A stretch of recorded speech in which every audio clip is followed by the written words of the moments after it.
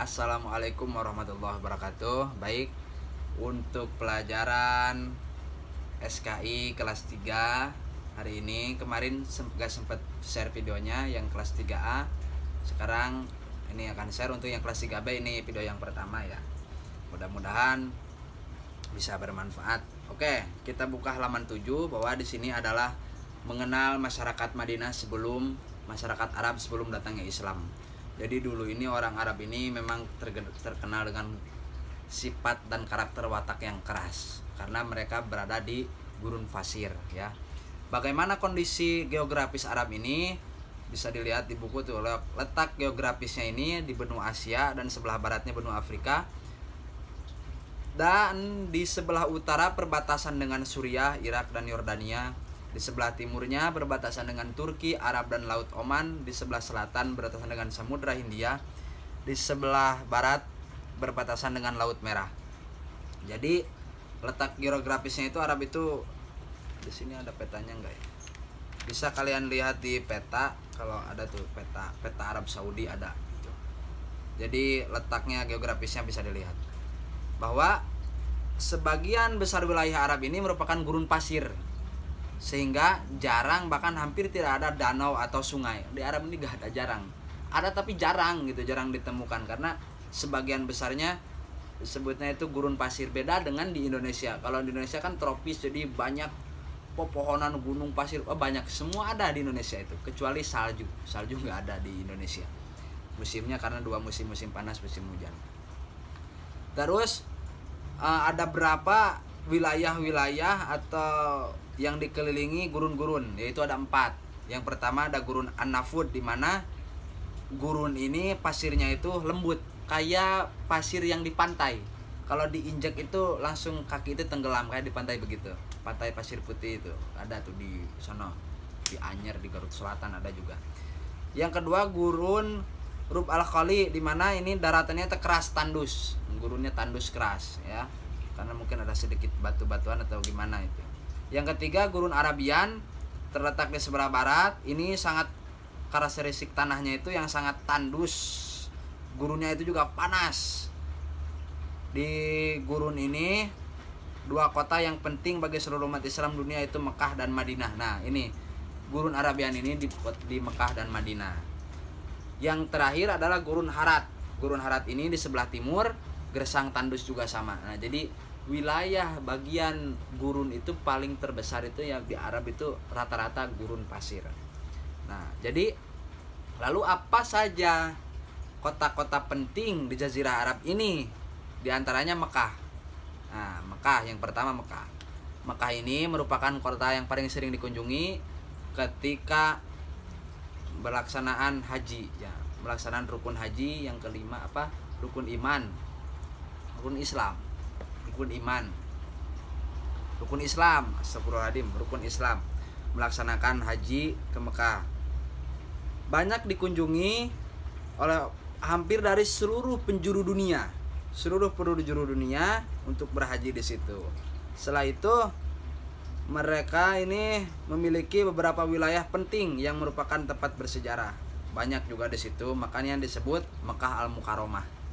Mekah Al-Mukarramah artinya Mekah yang dimuliakan. Di mana di Mekah ini juga ada tempat-tempat penting.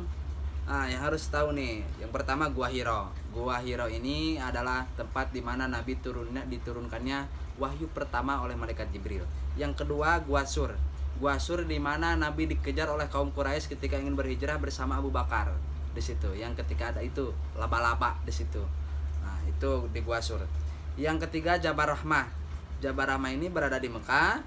Ini tempat pertemuannya Nabi Adam dan Siti Hawa. Itu.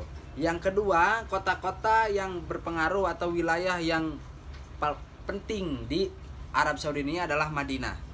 Di Madinah ini kota suci kedua setelah Mekah, yaitu Madinah.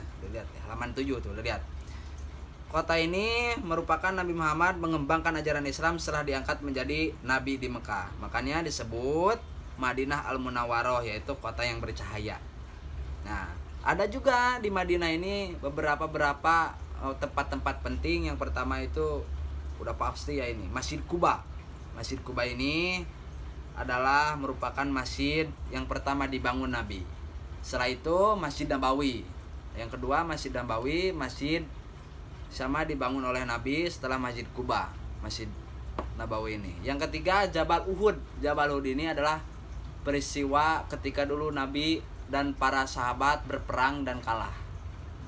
Dan di situ Nabi ketika rame serangan musuh naik ke Jabal Uhud di situ. Nah, itu untuk apa tadi disebutnya kondisi alam Jazirah Arab itu. Selanjutnya yang kedua bangsa Arab dan bangsa-bangsa Jazirah Arab. Arab ini memiliki beberapa suku, bangsa-bangsa suku sebelum kedatangan Islam. Ada 3, yaitu yang pertama suku kuno. Suku kuno ini zaman dulu, zaman kaum Samud, kaum Sam, kaum Judais dan Jurhum pertama. Ini kaum kuno terlebih dahulu.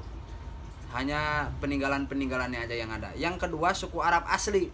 Suku Arab asli ini suku yang sejak awal sediami wilayah Jazirah Arab. Ini merupakan keturunan Qatan. Suku Arab asli ini terdiri atas 2 suku, yaitu Himyar dan Khahlan. Wilayah yang didiami suku Arab asli antara lain Hijaz, Arab Tengah, Oman dan Yaman. Itu penduduk Arab asli di situ. Yang ketiga suku Arab pendatang. Nah, Al-Arab Al-Mustadribah.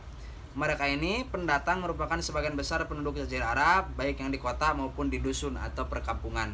Jadi yang di dusun ini ada disebutnya penguasa-penguasanya. Yang di kota juga ada penguasa-penguasanya, saudara senior. Sehingga orang Arab ini biasanya berpindah-pindah tempat juga karena mengikuti arah cuaca. Karena yang di bawah itu orang Arab itu kan suka berdagang sama apa disebutnya mencari tempat-tempat air karena untuk hewan ternaknya. Terus kehidupan sosial masyarakat Arab nih sebelum masuk Islam banyak nih.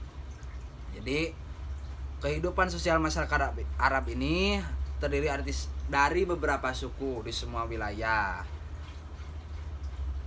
Mereka ini sangat setia dengan suku bangsa, di mana mereka kepala suku yang berperan dalam memutuskan untuk berdamai atau bertikai dengan suku lain. Jadi mereka sangat setia. Kalau kepala sukunya menyuruh damai, mereka ikut damai. Tapi kalau menyuruh ini berperang, mereka berperang. Nah, penduduknya itu mereka disebut suku Hadai. Nah, banyaklah di situ. Jadi yang pertama, apa yang dilakukan beberapa penduduk kehidupan sosial di Arab ini? Di antaranya sebelum datang Islam, mereka itu perjudian atau maisir. Kebiasaan penduduk Arab ini perjudian, judi aja kan, orang-orang kaya semua rata-rata begitu. Yang kedua minum arak, minum khamr, berpoya-poya. Itu kebiasaan jelek orang Arab itu dulu. Wah, minum arak, minum itu karena ini sebelum masuk ajaran asal agama Islam. Yang ketiga, mengenal cara hidup selain penggembaran. Tidak mengenal cara hidup selain pengembaraan. Oh, jadi merantau, mengembara kemana-mana. Gitu aja hidupnya orang Arab. Yang keempat, memiliki budak yang diperlakukan semena-mena. Itu. Yang kelima, tabaruj, bersolek atau berdandan. Itu orang Arab itu begitu. Berdandan kalau keluar rumah itu sambil menampakkan kecantikan. Itu begitu orang Arab itu. Yang keenam, fanatisme, yaitu selalu mengumpulkan kabilah masing-masing. Jadi fanatik lah.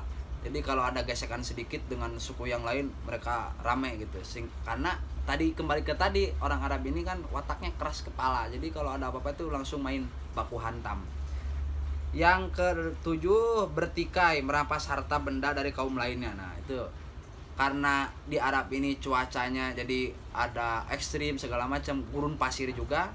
Jadi mengikuti di mana hujan, musim hujan mereka ke sana, jadi selalu ada pertikaian, perebutan wilayah antar suku. Jadi sukunya itu juga penguasa suku itu ada yang bermahkota, ada yang enggak. Kalau yang bermahkota dia penguasa paling besar, kalau enggak dia kecil-kecil, tapi tetap turut kepada penguasa yang bermahkota, yang bertahta. Yang kedelapan, orang yang merdeka lebih memilih berdagang, berkuda, bersair, dan serta saling menyombongkan keturunan dan harta.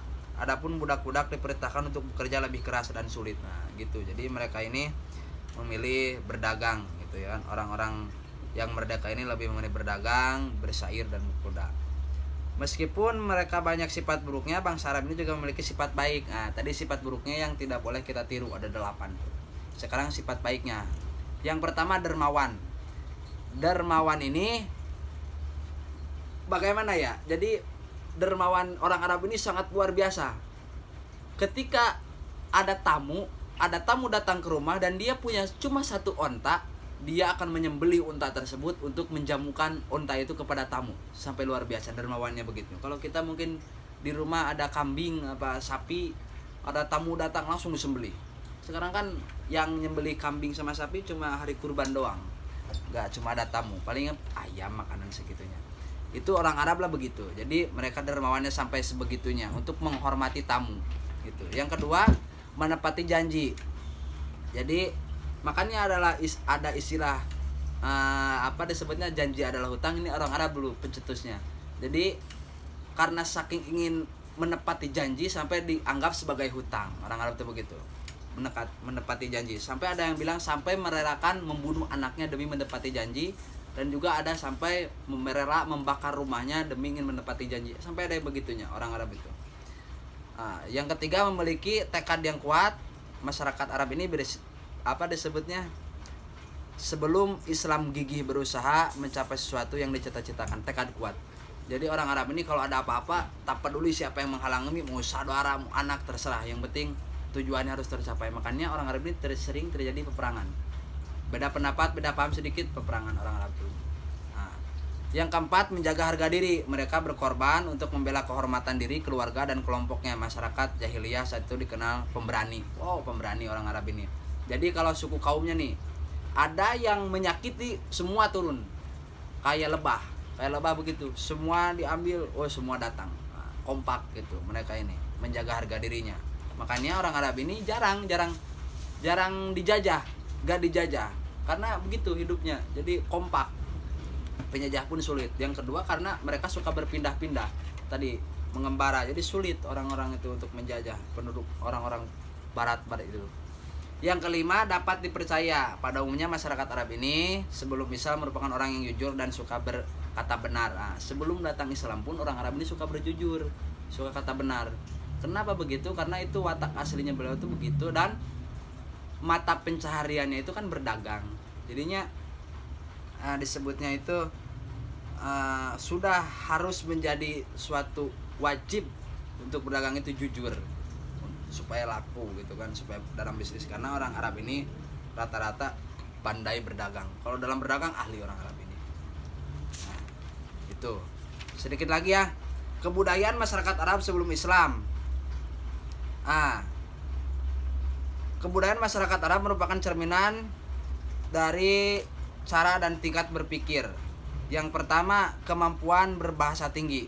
Lumayan nih, orang Arab ini bisa berbahasanya tinggi. Yang kedua, unggulan dan perdagangan tuh. Unggul dalam perdagangan. Orang Arab ini dalam berdagang luar biasa, jago. Makanya ketika Nabi mengikuti Siti Khadijah, itu kan berkembang pesat. Sampai 3 kali lipat tuh keuntungannya lebih banyak gitu. Orang-orang Mekah juga turut membantu memajukan perdagangan masyarakat Mekah. Yang terakhir, yang ketiga, sering berkonflik. Peristiwa sosial yang berkembang di kalangan masyarakat Arab menjelang kelahiran Islam dikenal sebagai orang Arab, yaitu Al-Ayyamul Arab, merupakan hari-hari permusuhan antar suku. Jadi dulu juga ada ketika suku Aus dan suku Khazraj, ketika sebelum kedatangan Nabi bertengkar aja terus, itu perang saudara. Sering berkonflik. Kenapa sering berkonflik tadi begitu? Jadi karena watak kelas kepala itu tadi. Jadi apapun permasalahannya, kadang-kadang kalau sudah habis kesabaran, gak bisa cara damai, baru berkonflik. Nah, itu mungkin penjelasan untuk SKI hari ini. Mudah-mudahan bermanfaat. Nanti kalau ada tugas apa selanjutnya diinfokan terlebih lanjut ya. Barab cukup sekian. Mohon maaf apabila ada kesalahan dalam ucapan atau perilaku atau perkataan. Akhirul kalam. Assalamualaikum warahmatullahi wabarakatuh.